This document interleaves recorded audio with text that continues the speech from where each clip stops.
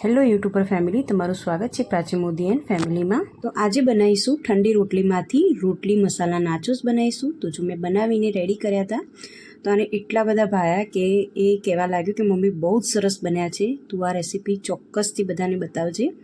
તો ચલો આપણે આજે હું તમને તમારી સાથે શેર કરું છું। હું આ બનાવતી જ રહું છું તો મને થયું કે આજે તમારી સાથે પણ શેર કરી દઉં। આ રેસીપી એકદમ ઇઝી છે। આ રેસીપીમાં ઠંડી રોટલીનો આપણે ઉપયોગ કરવાનો હોય છે। ઘણીવાર આપણે રોટલી વધારે બની જતી હોય છે અને આ રેસીપી જોયા પછી તો તમે જાણીને વધારે બનાવશો આ રેસીપી માટે। તો બસ રોટલીને આપણે આ રીતે ટ્રાયેંગલમાં કટ કરી દેવાની છે। ટ્રાયેંગલ શેપમાં આપણે કટ કરી દઈશું આને। તો ટ્રાયેંગલમાં આપણે એને કટ કરી દઈશું અને આ રેસીપીમાં ઠંડી રોટલીનો જ આપણે ઉપયોગ કરવાનો છે। નાના છોકરાઓને તો સૌથી વધારે પસંદ આવશે આ રેસીપી અને મોટાને પણ આવશે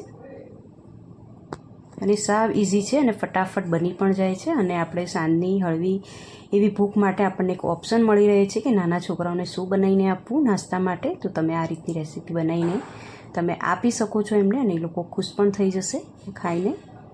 તો બસ એ રીતે ટ્રાયેંગલમાં આપણે કટ કરી દેવાના છે અને પછી એને તળી દેવાના છે। આ રીતે તમે તળેલી રોટલી તો ખાતા જ હશો। રોટલી તળો એટલે આપણે મીડિયમ ગેસ ઉપર જ તળવાની છે અને થોડી આછા ગુલાબી રંગની થાય ત્યાં સુધી તળવાની છે। બહુ એને એકદમ લાલ નહીં કરી દેવાની, એનો ટેસ્ટ સારો નહીં આવે।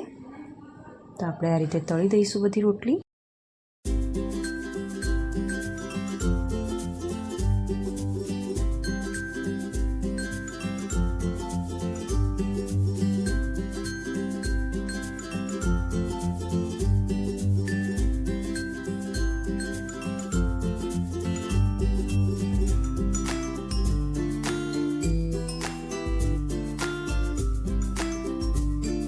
તો બધી જ રોટલી તળીને મેં અહીંયા રેડી કરી દીધી છે। તો આપણે અહીંયા ઝીણી સમારેલું ડુંગળી લેવાની છે, ઝીણું સમારેલું ટામેટું અને કોથમીર લેવાની છે। એને આ રીતે મિક્સ કરી દેવાનું છે। એની ઉપર થોડો ચાટ મસાલો આપણે ભભરાઈશું, થોડો મેગીનો મસાલો ભભરાઈશું આની ઉપર આપણે, એટલે ટેસ્ટ એકદમ સરસ આવે અને ખાવાની વધારે મજા આવે। તો બસ આ રીતે આપણે સલાડ બનાવીને રેડી કરી દેવાનું છે। ટામેટાં, ડુંગળી, કોથમીર, ઉપર ચાટ મસાલો અને થોડો મેગી મસાલો છાંટીને રેડી કરી દેવાનું છે। મેં અહીંયા થોડો કાળા મરીનો પાવડર પણ ભભરાવ્યો છે, એનાથી થોડું તીખાશ આવે તો સરસ લાગે ખાવામાં। અને થોડું સ્પાઇસી કરવું હોય તો લાલ મરચું પણ તમે નાખી શકો છો।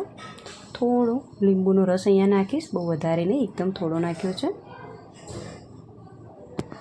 તો બસ આટલું આપણે આ રીતે રેડી કરી દઈશું।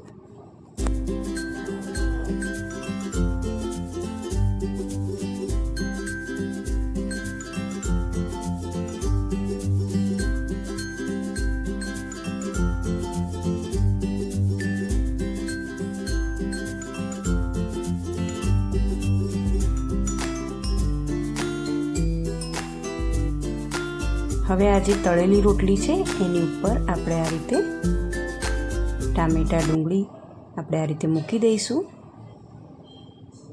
આ રીતે આપણે બધું જ રેડી કરી દઈશું। જો આ રીતે મૂકી દેવાનું અને તમારે જો ડાયરેક્ટ લઈને ખાવું હોય તો પણ તમે ખાઈ શકો છો અને આ રીતે જો તમારે ઉપર મૂકી અને છોકરાઓને ખાવા માટે આપવું હોય તો તમે આપી શકો છો અને ખાવામાં બહુ ટેસ્ટી લાગશે।